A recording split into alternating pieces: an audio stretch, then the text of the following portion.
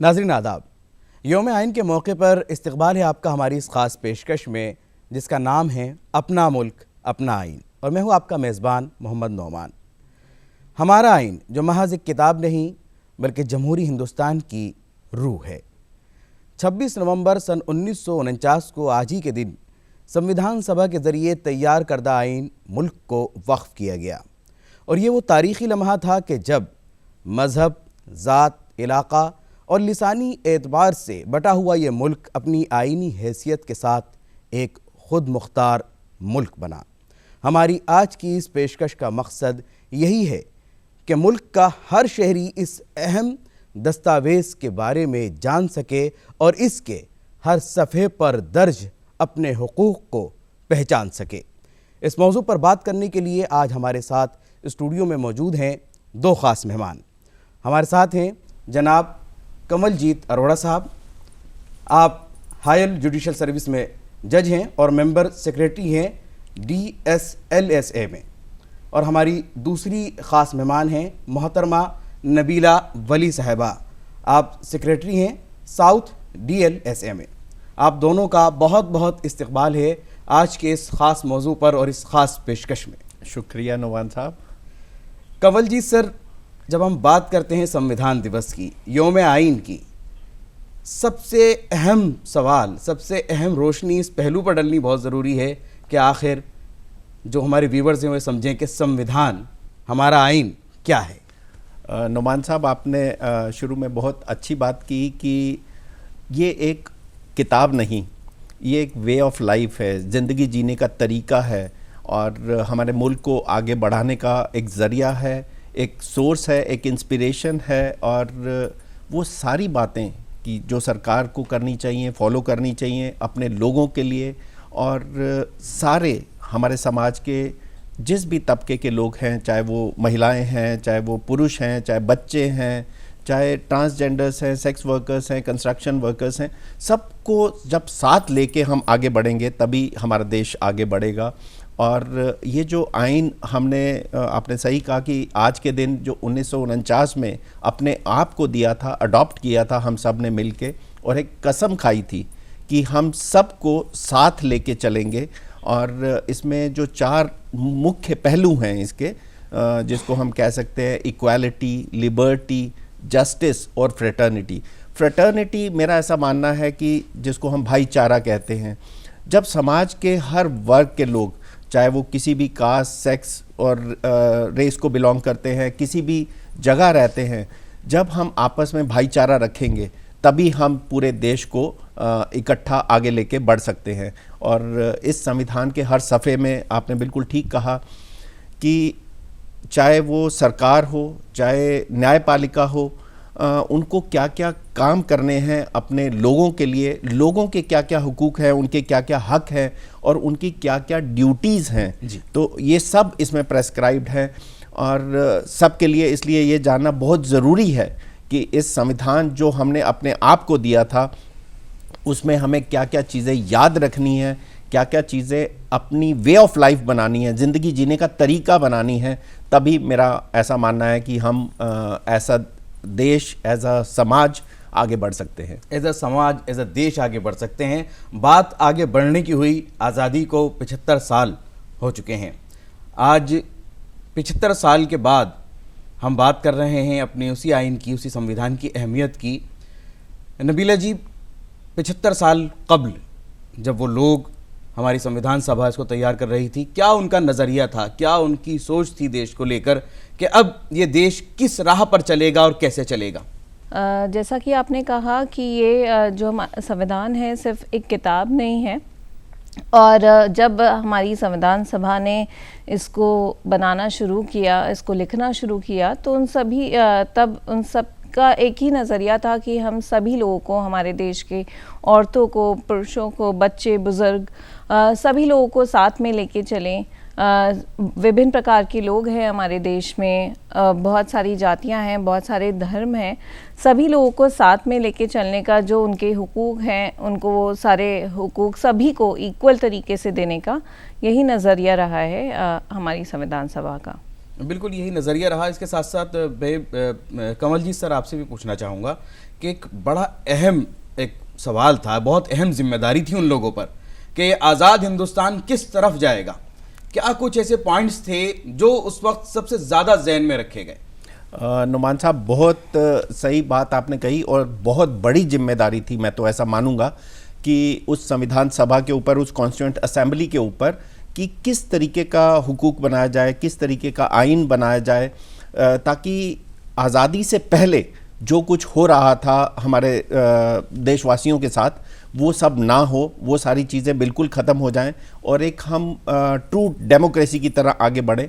और इतना बड़ा, इतना विशाल हमारा जो देश है, जैसा आपने भी कहा, नबीला जी ने भी कहा कि इस देश में हर तरह के लोग हैं, हर रीजन में रहने वाले लोग हैं, हर रिलीजन को फॉलो करने वाले लोग हैं, तो सबको बराबर के अधिकार मिले। और ऐसा मेरा मानना है कि उन्होंने अपने पूरा दिमाग लगा के और पूरी दुनिया के जितने भी संविधान हैं, जितने भी आइन हैं, उनको दिमाग में रखते हुए एक ऐसा आइन तैयार किया हमारे लिए जो आज भी उतना ही वो रखता है जो उस वक़्त जब हमने उसको अडॉप्ट किया था। वही अहमियत, डेफिनेटली वही अहमियत आज भी वो रखता है।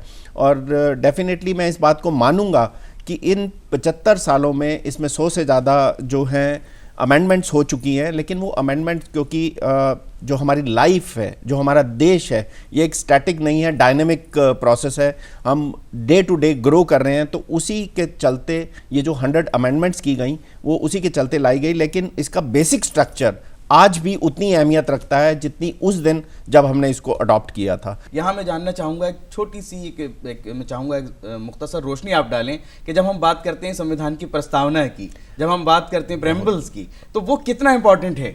बहुत बढ़िया नुमान साहब।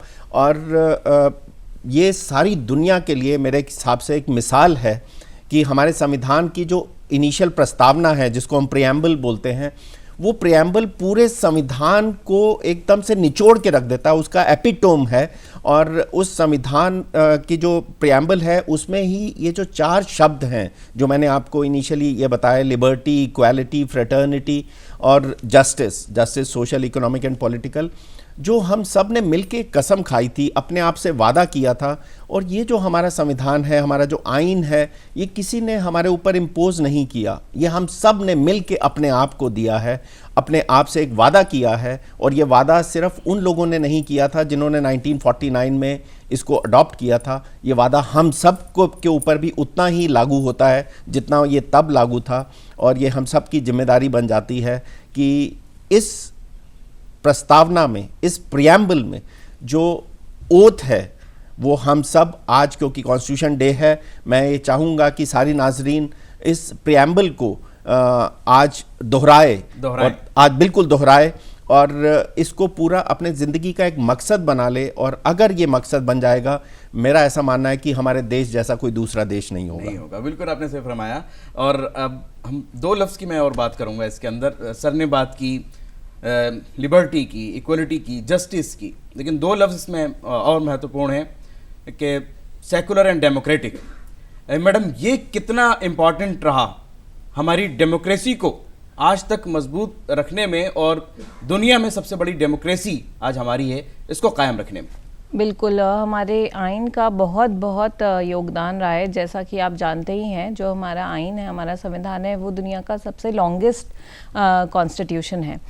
और we are a democratic country. हमारे देश के लोगों के पास ये अधिकार है कि वो अपनी सरकार खुद चुन सकते हैं। Right to vote, right to franchise एक बहुत ही बड़ा अधिकार है जो हमें हमारे आइन ने दिया है। साथ ही साथ जब आप सेक्युलर की बात करते हैं तो इस संविधान में यह हमें अधिकार है कि सारे ही धर्म के लोग यहाँ पे शांति से एक दूसरे के साथ रह सकते हैं, अपने धर्म को फॉलो कर सकते हैं, बिना किसी भेदभाव के हम आगे बढ़ सकते हैं अपने देश में, अपने जो भी हम कार्य करते हैं, हमारा जो प्रोफेशन है। और ये सभी लोगों की जिम्मेदारी है, सभी धर्म के लोगों की जिम्मेदारी है कि क्योंकि हम सभी लोग, इस देश के, पूरे हिंदुस्तान के लोग इस आइन के असली मुहाफिज हैं, तो हम सबकी जिम्मेदारी है कि जो भी उसके कॉन्स्टिट्यूशन प्रिंसिपल्स हैं, हम उन सबको फॉलो करें और अपने जो एसेंस है कॉन्स्टिट्यूशन का, उसको कायम रखें। कमलजीत सर, जब हम बात करते हैं किसी भी मुल्क का, जब संविधान बनता है, किसी भी मुल्क में जब आइन बनता है, तो किस किस तबके का ख़ास ख्याल रखा जाता है। और हमारे यहाँ जब आइन बना तो जो एक ऐसा वर्ग था बहुत बड़ा जो ये नहीं जानता था कि अब ये हमारे मुल्क का संविधान क्या होगा, उनका किस तरह से ख्याल रखा गया। वो मार्जिनलाइज जो कम्युनिटीज़ थी या जो दिव्यांग थे, उन सबको किस तरह से इसमें शामिल किया गया। नुमान जी, आप बिल्कुल सही मुद्दे को टच कर रहे हैं। और जैसा मैंने कहा कि जो कॉन्स्टिट्यूएंट असेंबली के जितने भी मेंबर्स थे और drafting committee which was headed by doctor Bhimrao Ambedkar साहब, उन्होंने इस बात का खास ख्याल रखा कि हमारा जो देश है उसमें जो लोग सक्षम हैं, वो ठीक है, हम इक्वालिटी की बात करते हैं कि हर व्यक्ति को बराबर के अधिकार मिलने चाहिए, लेकिन वो बराबर के अधिकार बराबर के लोगों में ही मिल सकते हैं जो ऑलरेडी आपस में बराबर नहीं है। अगर हम उनको कहेंगे कि इनको बराबर के अधिकार देंगे तो वो बिल्कुल नाकाबिले मंजूर एक बात होगी। और इस चीज़ को ध्यान में रखते हुए आर्टिकल 15 और 16 उसमें सरकार को, जो हमारी लेजिस्लेचर है, उसको ये अख्तियार दिया गया कि समाज के जितने भी मार्जिनलाइज्ड सेक्शंस ऑफ सोसाइटी हैं, चाहे वो फीमेल्स हैं, चाहे वो बच्चे हैं, चाहे वो शेड्यूल कास्ट शेड्यूल ट्राइब्स हैं या माइनॉरिटीज़ हैं, उनके लिए एक अलग से कानून बनाया जा सकता है, ऐसे प्रावधान बनाए जा सकते हैं, ऐसे कानून बनाए जा सकते हैं ताकि उनको मुख्य धारा में लाया जा सके, उनको मेन स्ट्रीम में लाया जा सके। अगर मैं इसमें एक चीज़ और जोड़ना चाहूँ कि जब हम बात करते हैं, जैसे आपने मार्जिनलाइज तबके की बात की और भी सभी वर्ग की बात आपने की, तो नबीला जी एक वर्ग है बहुत बड़ा, महिला, और देखा जाए तो एक बहुत अहम रोल उनका रहता है। आज़ादी से पहले उनकी हालत जो भी रही हो, लेकिन आज़ादी के बाद आज 75 सालों में इस संविधान के ज़रिए उनकी स्थिति में, उनकी सिचुएशन जो आज है, उस सूरत हाल में कितनी तब्दीली आई है? क्या कुछ दिया है संविधान ने महिलाओं? देखिए, हमारे संविधान ने हमें एक बहुत ही बहुमूल्य अधिकार दिया है, राइट टू इक्वालिटी का। इस अधिकार को, इस हुकूक को आगे नज़र में रखते हुए हमारी देश की महिलाएं अब काफ़ी आगे बढ़ गई हैं, पर अभी भी हम सभी लोगों के ऊपर ये जिम्मेदारी है कि जो लोग पीछे रह गए हैं, हम उनको आगे बढ़ने में उनकी मदद करें। जैसा कि अभी सर ने आपको बताया कि अवेयरनेस एक बहुत ही ज़रूरी चीज़ है। अगर आप अपने राइट्स के बारे में, अपने हुकूक के बारे में जानेंगे नहीं तो आप आगे बढ़ के उनको एक्सरसाइज करने के लिए नहीं आएंगे। तो हम लोग Delhi state legal service authority, district legal service authority, जो कि Delhi state legal service authority के मार्गदर्शन पे चलती है, हमारा यही एक उद्देश्य रहता है कि जितनी महिलाएं हैं उनको उनके फंडामेंटल राइट, उनके हुकूक के बारे में उन्हें बताएं। उनके जो बहुत सारे हमारे कानून हैं जिनमें उनको राइट दिया गया है, प्रोटेक्शन दी गई है, लेकिन अवेयरनेस ना होने की वजह से, जागरूकता ना होने की वजह से कहीं ना कहीं वो उससे महरूम रह जाती हैं। आपका मतलब यही मकसद है, आपके कहने की बात भी यही है और हमारे इस प्रोग्राम का मकसद भी यही है। अपना मुल्क अपना आइन के तहत हमारी कोशिश होती है आपके हुकूक आप तक पहुँचाए जाएँ। अब जब हम बात करते हैं किसी भी संविधान की, तो उसमें वक्त के मुताबिक, ज़रूरत के मुताबिक देखते हुए तब्दीलियाँ आती हैं। अगर हम अपने संविधान की तब्दीलियों और तरामीम की बात करें, उसके अंदर जो भी आगे चल कर के तब्दीलियाँ आती गईं, उसके अंदर कौन कौन सी ऐसी तब्दीलियाँ हैं जो आपको लगता है कि तारीख़ी तब्दीलियाँ थीं हिंदुस्तान की तारीख़ में और हमारे संविधान के अंदर वो गुंजाइश दी गई और उन तब्दीलियों से देश को आगे बढ़ने में मदद मिली? नुमान साहब, ऐसा है कि हमारे आइन में, क्योंकि जो कॉन्स्टिट्यूएंट असेंबली ने जब इसको तैयार किया तो उन्होंने भी ऐसा सोचा, और वो बहुत अच्छी सोच थी कि हमारा देश टाइम के साथ साथ आगे बढ़ेगा और टाइम के साथ साथ तरीके जो हैं ज़िंदगी जीने के वो अलग अलग होंगे। तो उन्होंने इसी आइन में एक प्रावधान ऐसा किया कि समय रहते या ज़रूरत के समय उसमें अमेंडमेंट लाई जा सके। और जैसा अभी नबीला जी बता रही थी महिलाओं के बारे में, किसी भी देश की प्रोग्रेस इस चीज़ पे निर्भर करती है कि उस देश के जो कानून हैं, उस देश का जो आइन है, वो महिलाओं को किस तरीके के अधिकार देता है। तो इस चीज़ के ऊपर उस देश की प्रोग्रेस निर्भर करती है, डिपेंड करती है। कहाँ खड़े हैं इस मामले में? मेरा देखो ऐसा मानना है कि जहां हम थे इन 75 सालों में हम काफ़ी आगे आ गए हैं, but still there are miles to go. अभी हमने बहुत कुछ अचीव करना बाकी है और डेफिनेटली हमारी महिलाएं आज की डेट में अगर आप देखते हैं तो उन्होंने हर जिंदगी के हर मुकाम हासिल किए, ऐसे ऐसे मुकाम हासिल किए हैं जहां पुरुष भी नहीं पहुंच पाए हैं। लेकिन फिर भी मैं ऐसा चाहूँगा कि कुछ महिलाओं की प्रोग्रेस, मैं सारी महिलाओं की प्रोग्रेस नहीं मानता, तो उसके लिए अलग अलग प्रावधान दिए गए। आपने ये मेरे से पूछा कि कैसे ज़रूरी चेंजेस, अमेंडमेंट्स हमारे आइन में किए गए। तो जब हमने 1949 में हमारा संविधान अडॉप्ट किया था तो उसमें हमने कहा था कि सबको बराबर का न्याय के अधिकार मिले, ऐसा हमने माना।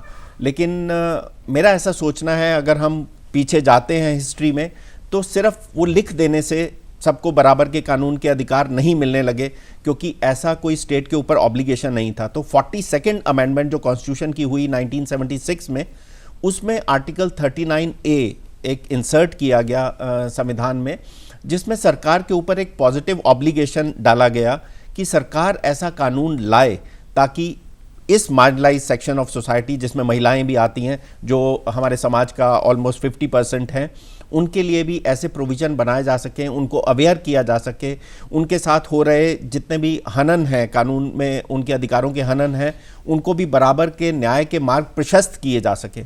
तो आर्टिकल 39A आने के बाद हमारी जो सरकार है, हमारी जो लेजिस्लेचर है, ये एक जिम्मेदारी आई सरकार के ऊपर, जिम्मेदारी आई कि आप उसको मौका दीजिए, उसको सहूलत दीजिए। बिल्कुल बिल्कुल। और इसी जिम्मेदारी को निभाते हुए जो हमारा लेजिस्लेचर है, हमारी जो पार्लियामेंट है, उसने लीगल सर्विसेज अथॉरिटीज़ एक्ट 1987 बनाया, जिसके चलते नेशनल लेवल पे और हर राज्य के लेवल पे, हर जिले के लेवल पे लीगल सर्विसेज अथॉरिटीज़ का गठन किया गया। और इन लीगल सर्विस अथॉरिटीज़ को ये अधिकार दिए गए, ये ऑब्लिगेशन दिए गए कि वो जितने भी मार्जिनलाइज सेक्शन ऑफ सोसाइटी हैं उनको मुफ्त में कानूनी सहायता दिलाए, उनको मुफ्त में कानूनी सहायता दे। और कैसे हासिल करेगा वो मुफ्त कानूनी सहायता? अगर अथॉरिटीज बन भी गई हैं तो एक इंसान या एक व्यूअर जो हमारे इस वक्त प्रोग्राम देख रहा है और वो चाहता है कि मुझे एक सर्विस ये जो है वो फ्री मिले, मुझे लीगल सहायता मिले, कानूनी जो मदद है वो हासिल हो, किस तरह से हासिल कर सकता? मैं शुक्रगुजार हूँ आपका ये सवाल पूछने के लिए। और मैं आपके चैनल के माध्यम से और इस प्रोग्राम के माध्यम से जितने भी हमारे व्यूअर्स हमें देख रहे हैं, मैं उनको बताना चाहता हूँ कि हर ज़िले में, आप हमारे देश में कहीं भी रहते हैं, अगर आप दिल्ली में रहते हैं तो दिल्ली राज्य विधिक सेवा प्राधिकरण है, किसी भी डिस्ट्रिक्ट में रहते हैं, किसी दूसरे राज्य में रहते हैं, हर राज्य में राज्य विधिक सेवा प्राधिकरण है, डिस्ट्रिक्ट में डिस्ट्रिक्ट विधिक सेवा प्राधिकरण है, तालुक लेवल पे भी तालुक विधिक सेवा प्राधिकरण है। उन हर एक का एक 24/7 चलने वाला हेल्पलाइन नंबर है, जहां पे आप कॉल करके और मुफ्त में कानूनी सहायता प्राप्त कर सकते हैं। हमारा जो हेल्पलाइन नंबर है वो है 1516 उस पर कॉल करके आप मुफ्त में कानूनी सहायता प्राप्त कर सकते हैं। मैडम, अगर हम बात करते हैं फ्री लीगल एड की, किस तरह आपको लगता है कि ये आज के दौर में कितना ज़रूरी है लोगों तक इस मदद को पहुंचाना कि वो जो है अपनी कानूनी सहायता हासिल कर सकें और अपने हुकूक हासिल करें इसके ज़रिए? देखिए, जो हमारे कानून बनाए गए हैं वो जो हमारे संवैधानिक प्रिंसिपल्स हैं उन्हीं के ऊपर बेस्ड है। तो अगर आप चाहते हैं कि जो हमारी आइन है, जो हमारी संविधान सभा का जो इंटेंशन था वो सारे प्रिंसिपल्स उस कॉन्स्टिट्यूशन में डालने का, आइन में डालने का, तो हमें वो कानूनों की जानकारी हमारे मुल्क के लोगों को देनी होगी। जब तक हमारे मुल्क के लोग उन कानूनों के बारे में नहीं जानेंगे, जैसे कि आपने महिलाओं के बारे में बात करी, महिलाएं आगे बढ़ के तभी आ पाएंगी जब वो अपने आप को सुरक्षित महसूस समझेंगी, जब उन्हें पता होगा कि जब वो काम करने जाएंगी तो उन्हें भी उतना ही अधिकार दिया जाएगा जितना एक पुरुष को दिया जाता है। जो काम वो करती हैं उसके लिए उन्हें उतना ही वेतन, उतनी ही उनकी सैलरी होगी जो एक पुरुष को मिलती है। जब आप इन सब के बारे में देंगे, या शायद घरेलू हिंसा हो गई, घरेलू हिंसा को लेके महिलाएं काफ़ी पीड़ित रहती हैं हमारे देश में, तो उसके लिए क्या कानून है, क्या उन्हें प्रोटेक्शन है, क्या मेंटेनेंस मिल सकती है जब वो कोर्ट में जाती हैं, इन सब के बारे में अगर उन्हें जानकारी नहीं होगी तो महिलाएं आगे देश में कैसे बढ़ेंगी। ऐसे ही और भी वर्ग के जो लोग हैं, सिर्फ महिलाएं नहीं, बुज़ुर्ग हैं, बच्चे हैं, पुरुष हैं या कोई पिछड़े लोग हैं, अगर वो उन कानूनों के बारे में नहीं जानेंगे जो उनकी सुरक्षा के लिए, उनकी प्रोटेक्शन के लिए बनाए गए हैं, उनके अपलिफ्टमेंट के लिए बनाए गए हैं, तो हमारा जो कॉन्स्टिट्यूशन है, जो आइन है, जो उसका उद्देश्य था सभी लोगों को आगे बढ़ाना, इस देश को आगे बढ़ाना, सभी लोगों को एक साथ लेके चलना, वो पूरा नहीं हो पाएगा। उसको पूरा करने के लिए ज़रूरी है कि सब तक कानून की मदद यानी इंसाफ की फराहमी जो है वो हर व्यक्ति तक, हर शख्स तक पहुंचनी चाहिए। और इंसाफ की फराहमी को यकीनी बनाने के लिए हर किसी तक वो इंसाफ पहुंचे और बराबरी का उसको हक मिले, ये संविधान तैयार किया गया। ये जो 75 साल पहले संविधान हमारा तैयार हुआ, जो नज़रिया था, जो सोच थी बाबा साहब भीमराव अम्बेडकर की, उसमें हम कितना कामयाब हो पाए हैं इस 75 साल के सफ़र में? देखिए नुमान साहब, यही बात जो आपने की कि सबको बराबर का अधिकार मिले, बराबर का हक मिले, ऐसा इसलिए ज़रूरी हो जाता है कि एक मार्टिन लूथर किंग जूनियर, उन्होंने एक बार कहा था कि injustice anywhere is a threat to justice everywhere. अगर किसी एक जगह भी कहीं किसी के अधिकारों का हनन हो रहा है, बाकी सब जगह नाइंसाफ़ी हो रही है, बाकी सब जगह आपका इंसाफ अगर प्रिवेल कर भी रहा है तो वो उस सारे समाज के लिए खतरा है अगर एक जगह भी नाइंसाफ़ी हो रही है, क्योंकि वो नाइंसाफ़ी जो कर रहा है उसको एनकरेजमेंट मिलती है कि वो दूसरों के साथ भी नाइंसाफ़ी करे, तो इसलिए वो पूरे समाज के लिए खतरा है। इसलिए बहुत ज़रूरी हो जाता है कि हम उस व्यक्ति को जिसके साथ कुछ गलत हुआ उसका हैंड होल्ड करें। और इन 75 सालों में डेफिनेटली मैं ये कहूँगा कि जब हम आज़ाद हुए थे उससे आज तक हम काफ़ी बेहतर स्थिति में हैं, लेकिन मैं ये चाहता हूँ, मैं अपने देश को, अपने समाज को वहाँ देखना चाहता हूँ जहाँ दुनिया का और कोई देश नहीं है। तो उसके लिए हमें और मेहनत करने की ज़रूरत है। उसके लिए हमें और जो हमारे आइन में जो दिए गए हैं, जो शब्द हैं, अधिकार दिए गए हैं और जो तरीका बताया गया है, मैं चाहता हूँ कि हमारे देश का हर व्यक्ति उसको अपना ज़िंदगी जीने का तरीका अगर बना लेगा तो डेफिनेटली हम एक ऐसा देश, एक ऐसा समाज बना पाएंगे जिसमें कोई हमारे ऊपर उंगली नहीं उठाएगा। बिल्कुल, कोई हमारे ऊपर उंगली ना उठाए और हम सब संविधान के मुताबिक जीना सीख लें, हम सब उसको समझ लें, उसके लिए जागरूकता भी फैलाई जाए, बेदारी फैलाई जाए। हुकूमत की भी यही कोशिश है। मौजूदा हुकूमत ने बहुत अहम यह स्टेप लिया कि जब 125वां साल मनाया जा रहा था बाबा साहब भीमराव अम्बेडकर के योम पैदाइश का, उस वक्त हुकूमत ने फैसला लिया कि हर साल हम 26 नवंबर को कॉन्स्टिट्यूशन डे मनाएंगे, योम आइन मनाया जाएगा। मैडम, ये जब हम बात करते हैं किसी भी देश को चलाने की, उस देश के अंदर सरकार भी है, वहाँ जुडिशरी भी है, वहाँ और भी डिपार्टमेंट्स हैं, वो किस तरह से काम करेंगे और किसकी क्या हद होगी काम करने की, संविधान ने इसको किस तरह से परिभाषित किया है, इसको किस तरह से डिफाइन किया है, हर किसी को एक हद बताई गई है। जी देखिए, हमारे जो 3 मुख्य जो हम पिलर्स भी कहते हैं हमारे कॉन्स्टिट्यूशन में, जिनका जिक्र है, हमारे लेजिस्लेचर, हमारे एग्जीक्यूटिव और जुडिशरी, इन तीनों के अपने अपने रोल्स हैं हमारे देश में, उनके अपने कार्य हैं। वो हम उन जो रूल्स हैं, उनके जो दायरे हैं, उन दायरों में रहकर ही लेजिस्लेचर, एग्जीक्यूटिव और जुडिशरी अपने अपने काम आगे करती है, आगे बढ़ाती है। और ये बहुत ही ज़रूरी है, ये हमारे कॉन्स्टिट्यूशन प्रिंसिपल है कि हम कहीं पे भी किसी दूसरे के दायरे में इंटरफेयर ना करें, इंटरवीन ना करें। और ये जो हमारा संवैधानिक प्रिंसिपल है, कॉन्स्टिट्यूशन प्रिंसिपल है, इसको जितने भी लोग हैं जो जुडिशरी में काम करते हैं, जो एग्जीक्यूटिव में काम करते हैं और जो लेजिस्लेचर में काम करते हैं, जब लॉ बनता है तो ये एक मद्देनज़र ये बात रखी जाती है कि किसके क्या रोल्स डिफाइंड है। एग्जीक्यूटिव का क्या रोल रहेगा इस लॉ को इम्प्लीमेंट करने में, जुडिशरी का क्या रोल रहेगा वो राइट्स अपहोल्ड करने में, जो वो लॉ जिन राइट्स का वो जिक्र करता है वो कानून। तो यही सारे प्रिंसिपल्स को फॉलो करते हैं सारे जो हमारे संविधान को मजबूत करने में जुडिशरी का क्या रोल रहा है अब तक? देखिए, जैसा मैं इसी बात को आगे लेके चलता हूँ, क्योंकि आप दोनों का एक अच्छा खासा एक्सपीरियंस है जुडिशरी के ताल्लुक से, इसलिए मैं चाहूंगा कि जुडिशरी का रोल इस संविधान को मजबूत करने में और ज्यादा इस देश को मजबूत करने में क्या रहा है? बिल्कुल, जुडिशरी का, और साथ में जैसे नबीला जी अभी बात कर रही थी कि हमारे जो 3 पिलर्स हैं, एग्जीक्यूटिव, लेजिस्लेचर और जुडिशरी, तीनों का महत्वपूर्ण रोल रहा है। और संविधान में जैसा नबीला जी ने बताया कि सबके दायरे नियुक्त हैं और कभी भी आपको दूसरे में इंटरफेयर नहीं करना। हमारा जो संविधान में प्रावधान है वो हैं चेक्स एंड बैलेंसेस के, कि अगर कहीं लेजिस्लेचर अपने दायरे से निकल के लोगों के अधिकारों को हनन करते हुए अगर कोई ऐसा कानून लेके आता है तो अगेन जुडिशरी का रोल आ जाता है, और जुडिशरी उसको, उस पर्टिकुलर कानून को संविधान के दायरे पे या उसके ऊपर टेस्ट करती है, और अगर ऐसा यार्ड स्टिक के ऊपर टेस्ट करती है, और अगर ऐसा लगता है कि संविधान के किसी प्रावधान को ये गलत कर रहा है या उसके अगेंस्ट जा रहा है, उस प्रिंसिपल्स के अगेंस्ट जा रहा है, तो उस कानून को जुडिशरी रद्द कर देती है। तो डेफिनेटली जुडिशरी का काफ़ी महत्वपूर्ण रोल रहा है अलग अलग टाइम पे।